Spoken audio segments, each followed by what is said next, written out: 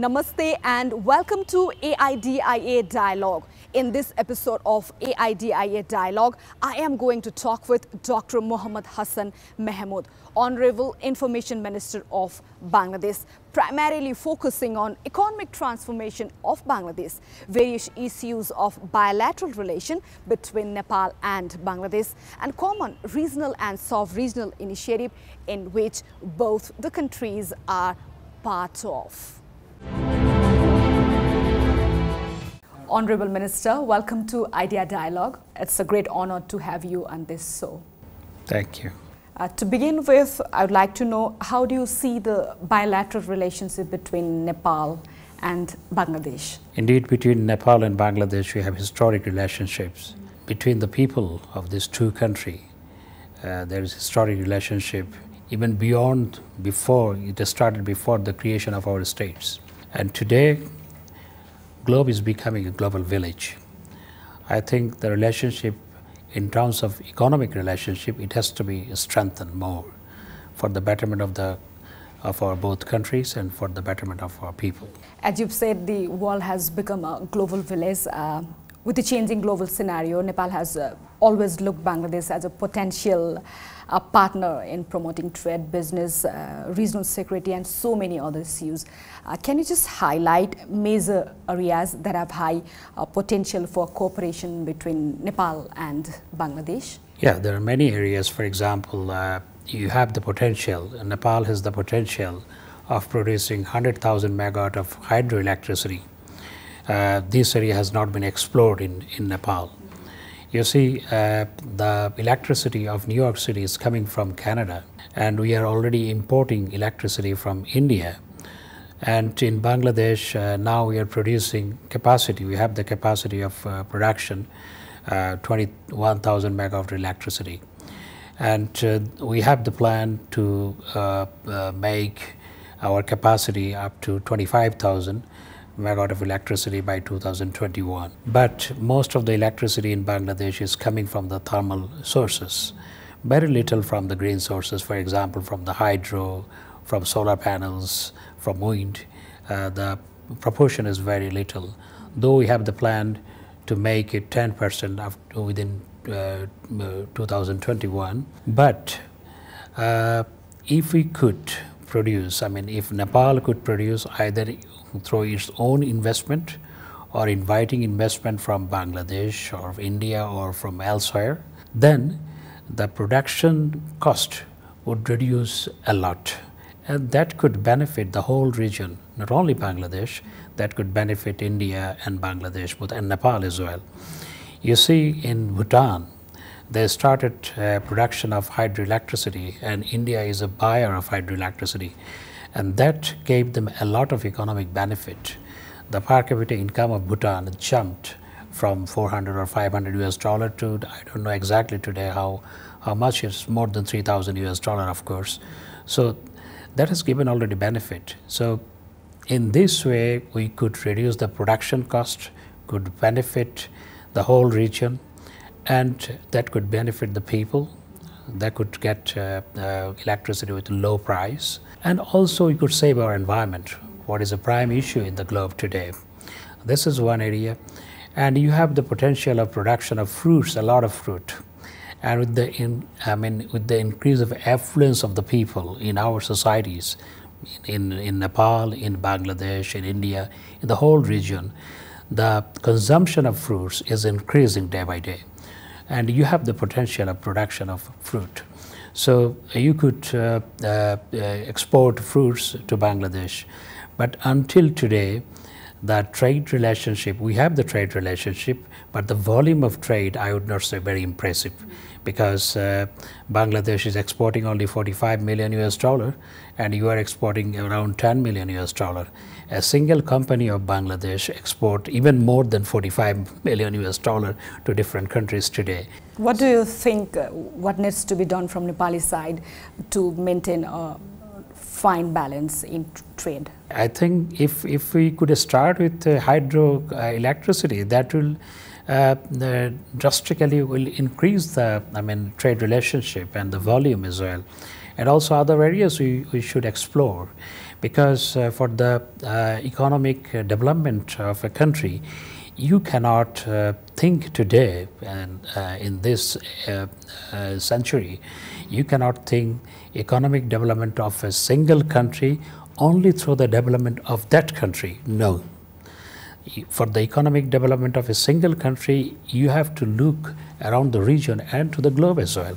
So development of Bangladesh depends, development of Nepal depends, development of our region depends on the development of the total region. Talking about balance of trade and mutual cooperation, recently Nepal and Bangladesh signed the double tax avoidance agreement. How do you see this reformed tax arrangement and its impact on promoting trade and investment between the two nations? Yeah. Bangladesh offered a lot of for no tariff for many goods from Nepal. But so far I have heard this is not approved yet by the Nepal government, and it is pending for a couple of years. I think if it is approved by the government of Nepal, that will give benefit Nepali trade and Nepal's export to Bangladesh. So when it comes to enhancing trade and investment and other issues, connectivity is a sort of precondition for regional integration. Nepal and Bangladesh had trade and transit treaty in early 1970s, which allows Nepal to use Mongla and Chittagong port of Bangladesh, but that port is not being utilized. Do you see any scope of further port and other connectivity project soon? Yeah, I think we have opened our port for the use of Nepal, Bhutan and the region as well, for India as well. So I think the capacity of Chittagong port is being increased, and within 3-4 years time the capacity of Chittagong port will be doubled. And the same in case of Mongla, the capacity of Mongla has been increased already, and we have constructed a new port, Paira, that will go into operation within 2-3 years time. So Nepal can use Chittagong, either Chittagong, Mongla or Paira in future. I think that will give benefit to Nepal, and Nepal's economy will be benefited by using our ports. And in that case, the connectivity, you were saying about the connectivity, there were many problems because the border between Nepal, I mean, just 17 or 18 kilometers in between India. So India already has allowed, so far I know, so Nepal can use our ports. So talking about connectivity, we cannot forget our another neighbor, that is India. So geographically, Nepal and Bangladesh is separated by Siliguri corridor of Indian territory. So what do you think, what should Nepal and Bangladesh do to take the confidence of India to promote connectivity, as there is a lot of security concerns from Indian side regarding that corridor? Security is concern for each country, but security should not forbid our trade relationship. Security should not be an obstacle for the economic benefit of our countries. So security could be dealt by all three countries. So that should not be a barrier for economic relationship and trade relationship and a smooth movement of the goods and human. What is hindering so far now?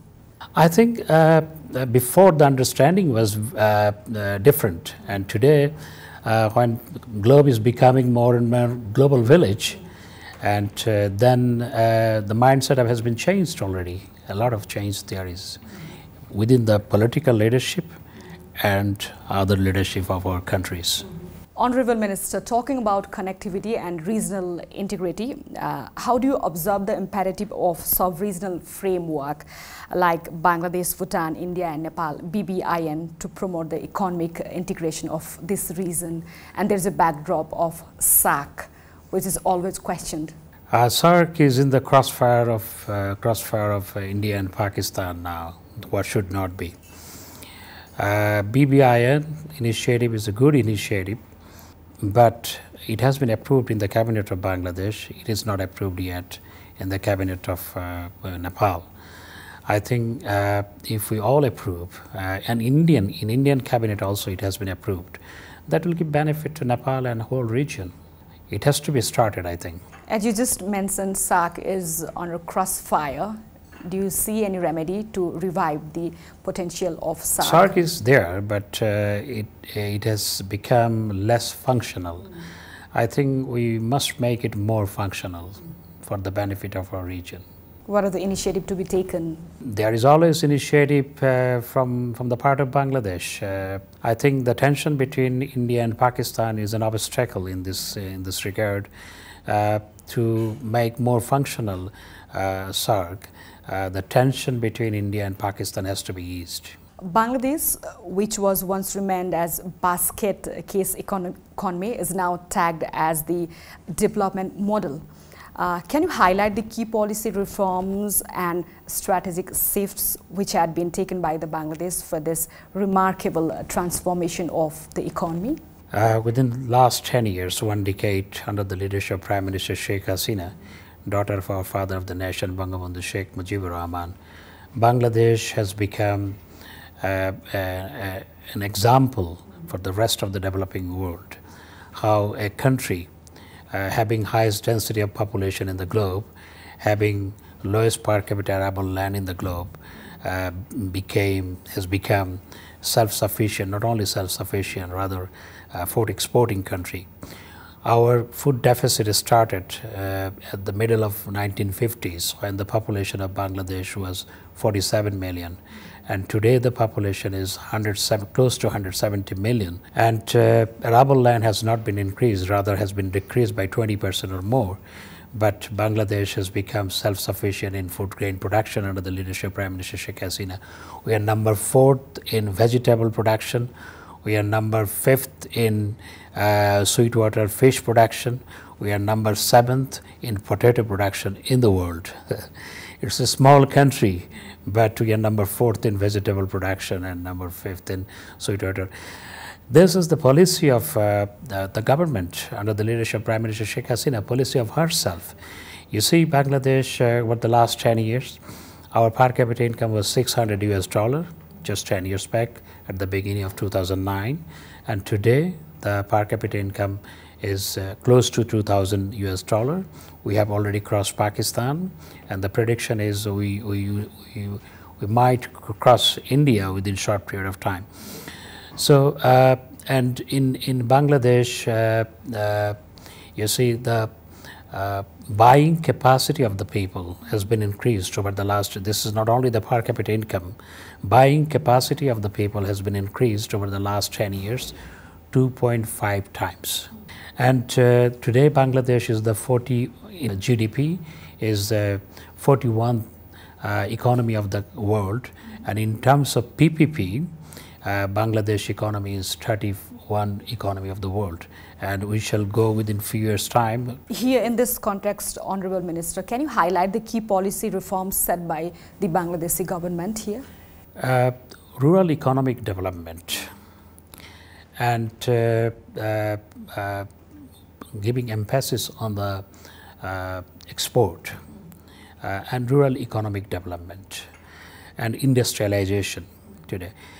When we got independence, then in our GDP, the biggest for 70% of our GDP, agriculture sector had contribution close to 70%. And today agriculture sector has gone below 15%. And industrial sector is 37% today.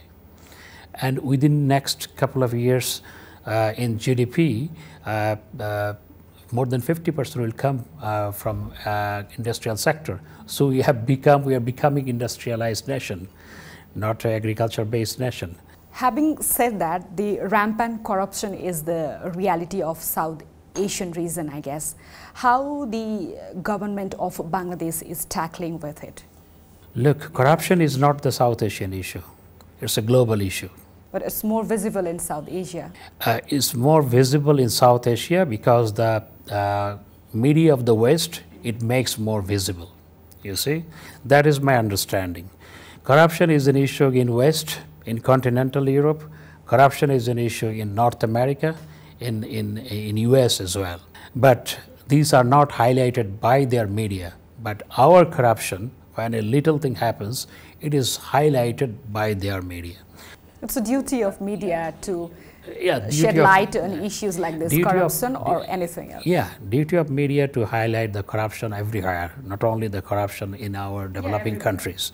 Duty of the media to highlight the corruption of each country. So, yes, corruption is an issue in our countries.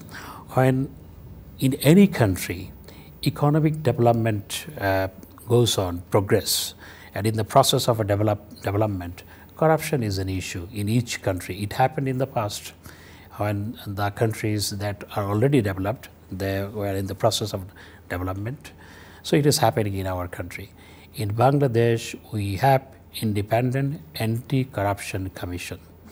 An anti-corruption commission is so strong, they can call ruling party MP, they can file case against ruling party MP. Even it has never happened before. Over the last 10 years, many ruling party anti-corruption commission has filed case against many ruling party MPs. Ruling party MPs had to go into jail, and they also filed case against the minister.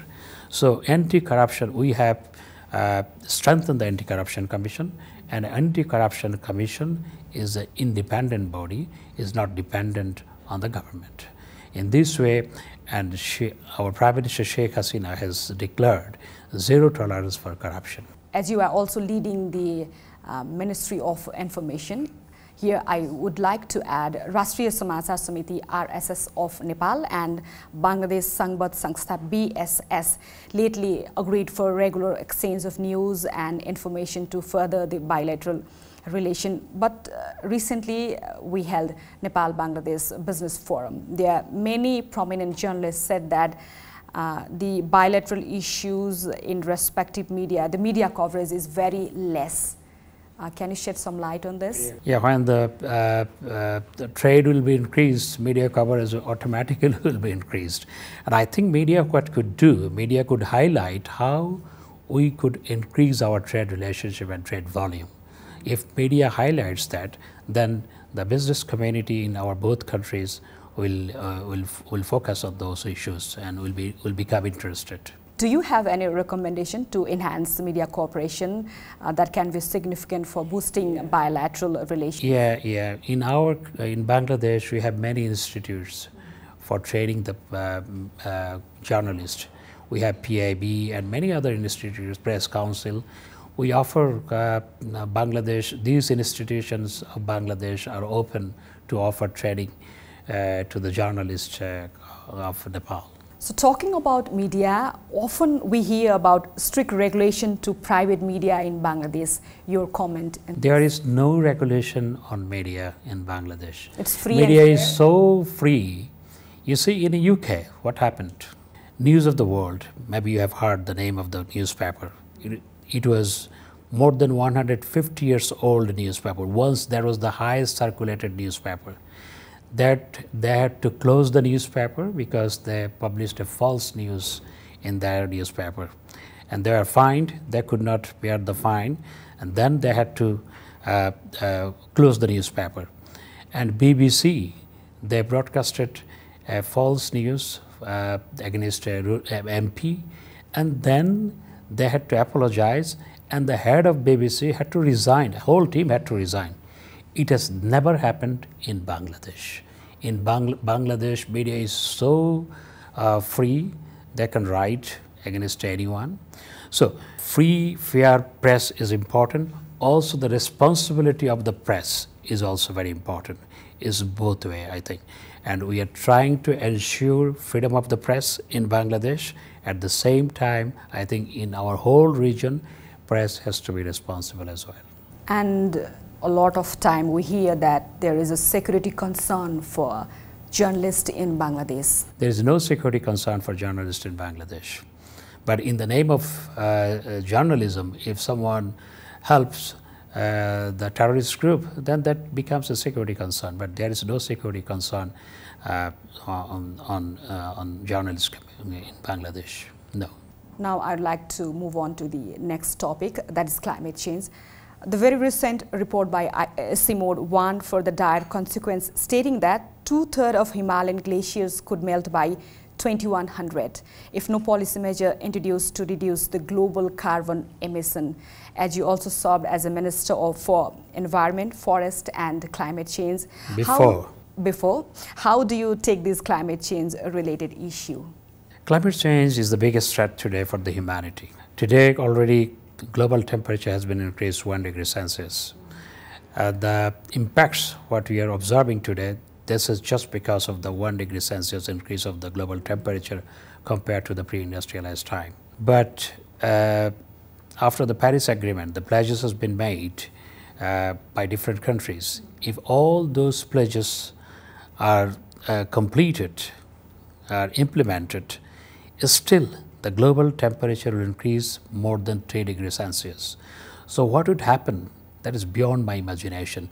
Just because of 1 degree Celsius, glacier melting in Himalayan region, and that is destroying our whole environment, posing a lot of threat on our whole region.